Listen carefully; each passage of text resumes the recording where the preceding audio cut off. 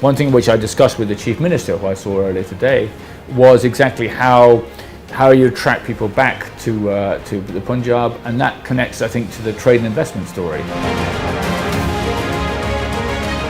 That we've changed our migration laws in ways which are beneficial to India. We have reduced the salary threshold for certain kinds of activity to come and work in the UK. We've ended quotas for different kinds of visa routes. As I said, we've changed our policy on working after you've studied for Indian nationals. Welcome to the Tribune. Thank you. Because we represent this region and we have a very old connect with the United Kingdom. Sure. We know that, and about very big size of our population, particularly Punjabis are out there. Yeah. So we would like to have a conversation with you and understand what the current situation is and how, particularly the students going abroad, what are we looking forward to? Sure. Well, you're absolutely right that the UK and Punjab have a very old relationship. There are maybe 600,000 people of Punjabi origin in the UK. Our very own finance minister, I think both his grandfathers come from Punjab. So there's a great tradition there, and now a modern relationship, which I think is a very healthy one. So we have to look at the UK-India and the UK-Punjab relationship as something which has to look ahead. It's the 75th anniversary of independence this year, but I think we need to look ahead as well. And that includes in the area of knowledge. How are we going to share more knowledge between the two countries? One of the ways is through movement of students. The number of students going from India to the UK has tripled in the last 3 years, up to almost 100,000 student visas we issued this year. So India is almost overtaken China as the main source of overseas students to the UK. And those are going all over India, including many from the Punjab, although I don't have exact numbers, there are clearly many from the Punjab. That is really about how you're going to share knowledge between the two countries. And hopefully that leads to investment, it leads to tourism, it also leads to research, and we want to grow that education relationship as much as we can. More as a point of understanding for the people as well. Large number of students who go abroad, they would like to settle down there. Sure. Or look for careers down there. Yeah. How is it placed? How do the courses connect to students thinking about the possibility of settling down there and looking for a career there? So one of the reasons why the student numbers have gone up so much for the UK is because we've reopened Route to Work, which is that you can work for 2 years after you've finished your studies in the UK. That's very popular for Indian students. Very often they want to pay off loans or so forth by working in the country, in the UK, after they've finished their studies. But it shouldn't just be about the idea of settling down. I think that what you see is people becoming more mobile, people moving between the two countries. A lot of the investors from India into the UK, very often they've studied in the UK themselves. One thing which I discussed with the Chief Minister, who I saw earlier today, was exactly how you attract people back to the Punjab, and that connects, I think, to the trade and investment story, where we, I think, underperform on investment between the UK and India, between UK and Punjab. And considering the human connection, we should be doing better, I think, at having more investment between the two, between the Punjab and the UK. When you say underperform, then definitely we have thought about the subject. Can you tell me some possible sectors where there's a possibility of? I mean, Punjab has some outstanding firms, for example, in agriculture. So where I think we could see some scope for further work and for closer collaboration is, for example, on technology for agriculture. Also on sustainable agriculture. So, for example, the British government actually has an equity arm, BII it's called, and it invests in Punjab. So does we have some development capital, which the government is public money, but it's invested into companies in Punjab, including one which does agricultural waste to bioenergy. I think there's a lot more we could do both on the technology side and on the sustainability side, which would fit that combination of Indian might with some good British technology. We saw that with the Covishield vaccine, which obviously had huge impact in India and around the world, which started with some research at Oxford University, developed by a company, AstraZeneca, and then Serum Institute in India, manufacturing billions of doses of it. So that's a good model, and that's what we'd like to replicate with the Punjab, for example, in sustainable agriculture. Have we looked forward to some areas in industry particularly, where there could be something? I think that you have very innovative firms here. So what we would like to attract more British companies to come here. We actually have some significant British investment into electric vehicles in India, including buses, electric green buses. All of India, I think, is going to make its bus fleet more sustainable, and that, again, is an area where you think, well, that's got some manufacturing potential, and it has a good sustainable outcome. You just now had a meeting with Chief Minister Bhagwant Manji. Did you guys decide on something? Did you guys think about something? So the areas for obvious cooperation are, first of all, on the trade and investment side. So we'd like to bring, I think we'll try and bring an agri-tech mission up here to look at the possibilities in Punjab. As I say, you have some great agricultural companies. Secondly, we're going to have a group of the biggest British universities are going to visit India in a couple of weeks' time. And we're going to see if we can hook them up, link them to the Punjab, because you've got some very good universities in Punjab as well. Now, universities, having been quite closed during COVID, are now looking for international expansion, and India is a very obvious country to do that. I would like us to do more on sports. Punjab has a strong sporting tradition. We will have the Commonwealth Games in Birmingham at the end of July and early August, and I talked to the Chief Minister about getting some Punjabi presence there as well.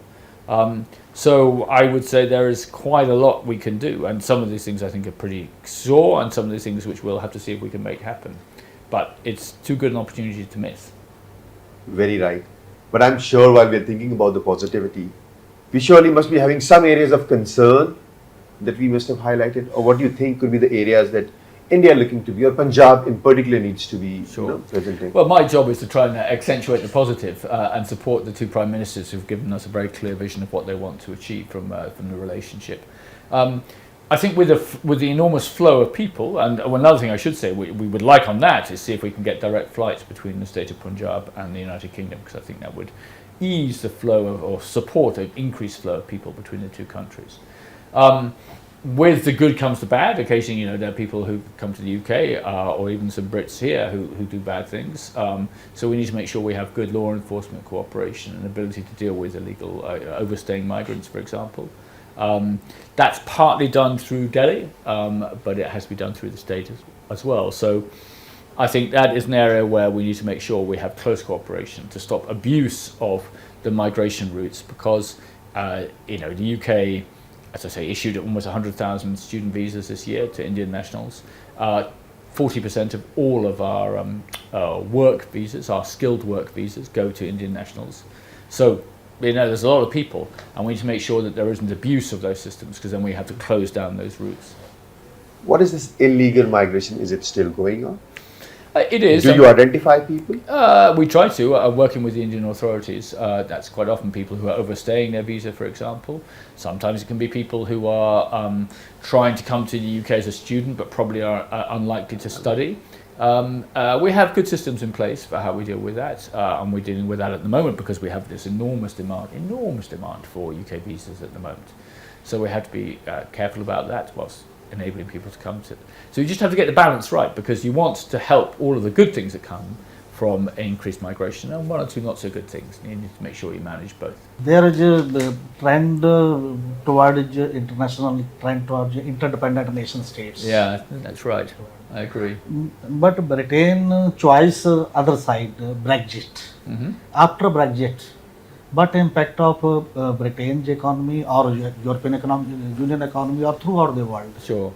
So I think Brexit provides some opportunities in the UK-India relationship because, for example, it has already meant that we've changed our migration laws in ways which are beneficial to India. We have reduced the salary threshold for certain kinds of activity to come and work in the UK. We've ended quotas for different kinds of visa routes. As I said, we've changed our policy on working after you've studied for Indian nationals, so that that's increased. And the student numbers have increased hugely, tripled in the last 3 years. So that's one cluster of things which has changed after Brexit. The other is we can reach our own free trade agreements. That should be of interest to people in the Punjab. Opportunity for reducing tariffs, including on the product of my mother's country, Scotch whisky. But other benefits as well, but for both countries, and there's good economic data to show there are significant benefits to both countries. And we couldn't have tried to do that free trade agreement whilst we were a member of the European Union. The European Union could try, but it's a different shape and size to the United Kingdom and probably harder to negotiate with in some ways. That's why the two prime ministers, when they met about 4 weeks ago, determined that they would try to reach a deal by the end of the year, because by Diwali, I should say, because they see great opportunity in reaching a trade deal. So there are the benefits of Brexit, I would say. Scotland referendum freedom 2014. Yeah. There are news that they tried to 23 referendum, or but is the view of UK government that the UK government wants to see the United Kingdom continue to exist, and there was indeed a referendum about Scottish independence in 2014 that was fairly clearly won by the people who wanted to remain part of the United Kingdom, about 55% to 45%. Obviously you have a government in power in Scotland which seeks to have a referendum on whether Scotland should become independent. But actually I think that I would hope is we can show, for example, through the work we do in India, the benefits of being the United Kingdom together. That with our weight and our power around the world, we can achieve better outcomes for Scotland, whether it's reduction on Scotch whisky tariffs in India, or research on agriculture, which we can do from different institutions around the United Kingdom. So the issue is there's no doubt about it. There's been a referendum already, but the United Kingdom very keen that our country stays as it is. In India and other so many countries, the religious disturbance, religious contradictions growing very fast. But you suggest or you tackle UK also diversified country, diversity. Yeah, it has become. Like India. Yeah, it's become a lot more diversified in the UK. I mean, you only need to look at the members of our cabinet, and you see Rishi Sunak, both grandfathers came from Punjab. You have Priti Patel, whose family came originally from Gujarat. You have Alok Sharma, who was born in Agra. So it's a much more diverse country than the country I grew up in, and it's much better for that as well. I see, the other day, a young British soldier of, I think, Punjabi heritage, actually, Captain Preet, who was walking to the North Pole. Punjabis and Indians more generally are making a huge contribution to public life. Look at the president of our business association, a man born in Hyderabad, Lord Karan Moria. So it is a much more diverse country, and as I say, the better for it. In India has its own history and its own issues to grapple with.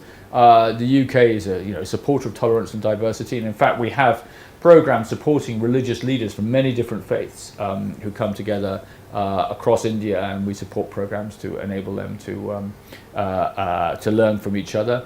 I try to make a point of going to visit different places of worship in India, whether they be temples or mosques or churches. I need to get to a Gurudwara next. That's next on the list. I think we, as the UK, feel we are stronger in our diversity, and I think that's true for India as well. Internationally speaking, nothing local, but in the Ukraine-Russia war, the British have supported the Ukraine most time. Yes. This incident is one, but globally speaking, the scene is changing. How do you connect? I completely agree with you that the scene is changing. I think the world which I knew in Europe when I joined the diplomatic service in 1990, the Soviet Union was collapsing, the Berlin Wall had gone down. That was a time of great optimism. I think that era is now dead. We're in a much tougher, more competitive world. I'm an optimist by nature, but there's no doubt there's more competition. And if you look at, we produced a big strategy document about just over a year ago as the British government, which I was one of the people who produced that document, and it sets out a tougher, more competitive world. Interestingly, I think that's both making countries like India and the United Kingdom seek more national resilience. You see it from the Made in India program, you see it in some ways in the UK, and I think that's what electorates expect. They expect a kind of, a greater resilience inside their own country, but also increased resilience between certain countries. That's why I think that UK and India are coming much closer together, because we are, I think, looking ahead, a good fit for the 21st century. I mentioned the Covishield vaccine already. There are other areas in which we're cooperating very well together. and there's quite high trust. The countries know each other quite well, not least because of the Punjabi population in the UK. And we want to do more together, and sometimes in some of the critical supply chains for, say, pharmaceuticals, for example, where India is particularly strong. So we think we can, and indeed, I would say that one of the things we learned in COVID, in the lockdown, was the number of big British businesses, including the banks, for example, who have very large offices in India, which are supporting their global operations, which had to function during COVID. So there is a sort of certain mutual resilience which we have between the two countries, which we should increase between the two countries. That's one of the reasons why we're doing the free trade agreement, because we see that as an opportunity to tighten our resilience between the two sides. We've had some great progress on environment with Prime Minister Modi's ambition at the Glasgow conference last year, now being turned into practice. Very important in the agricultural sector, for example. We have now the free trade agreement negotiations. We have a mobility partnership. We hope to do more on defence and security. So I think it's a great growth time for the relationship between the two countries, and that certainly includes the Punjab. Thank you very much. Not at all. Pleasure talking to you. And you. Thank you very much indeed.